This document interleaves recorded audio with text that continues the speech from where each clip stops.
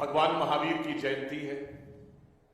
आप सोचिए कि वीर का भी पर्व है और महावीर का भी पर्व है।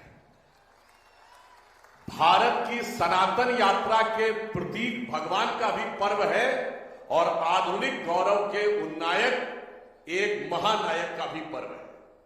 और आप ये भी बात सोचिए कैसा अद्भुत संयोग है। मैं याद दिलाना चाहता हूं, जो लोग आज सावरकर जी के बारे में तमाम अनाप शनाप बातें कहते हैं, कई बार वो समझ नहीं पाते कि काल चक्र की गति क्या थी। 100 वर्ष पूर्व का समय और आज इतना बड़ा परिवर्तन आया कि बताइए, ये नागपुर की धरती जहां हम खड़े हुए हैं, यहां एक और संयोग है कि राष्ट्रवाद के विशाल वट वृक्ष के बीज का आरोपण भी इसी धरती से हुआ था, जो आज पूरे भारत में आदरणीय प्रधानमंत्री श्री नरेंद्र मोदी जी के रूप में विराट रूप में उगता हुआ दिखाई पड़ रहा है। और यह भी आप एक संयोग समझिए, जब हमारी सरकार बनी थी 2014 में, तो 16 मई 2014 को चुनाव परिणाम आए थे और 18 मई 2014 को लंदन के प्रमुख अखबार द गार्डियन, ये लंदन को इसलिए कोट कर रहे हैं कि जो सेंट में चंदन मिलाने लंदन गए थे उनको ज्यादा बेहतर समझ में आए। तो द गार्डियन ने अपने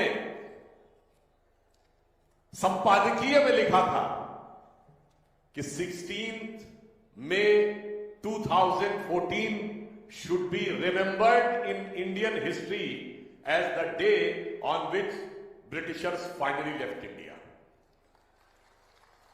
आप सबको याद हो कि 14-15 अगस्त 1947 की रात जब भारत की पहली संविधान सभा बैठी थी, तो नेहरू जी का बड़ा प्रसिद्ध भाषण है जिसकी पहली लाइन थी ट्रिस्ट विद डेस्टिनी, यानी हिंदी में कहेंगे तो नियति के साथ मिलन। गार्डियन लिखता है कि 16 मई 2014 is the second tourist with destiny in India. यह भारत का दूसरी बार नियति के साथ मिलन था। उसका कारण क्या था? वो कहता है कि स्वतंत्रता के बाद लंबे समय तक एक ऐसे विचार का शासन रहा जो प्रेरणा में, विचार में, मानसिकता में ब्रिटिश कॉलोनियल लीगेसी यानी ब्रिटिश औपनिवेशवादी विरासत का प्रतीक था। पहली बार एक ऐसे विचार के हाथ में सत्ता आई है जिसमें कोई विदेशी प्रभाव नहीं है, जो अपनी प्रकृति, विचार और उत्पत्ति में पूर्णता भारती है। मगर इसमें भी मैं संयोग क्यों बता रहा हूं?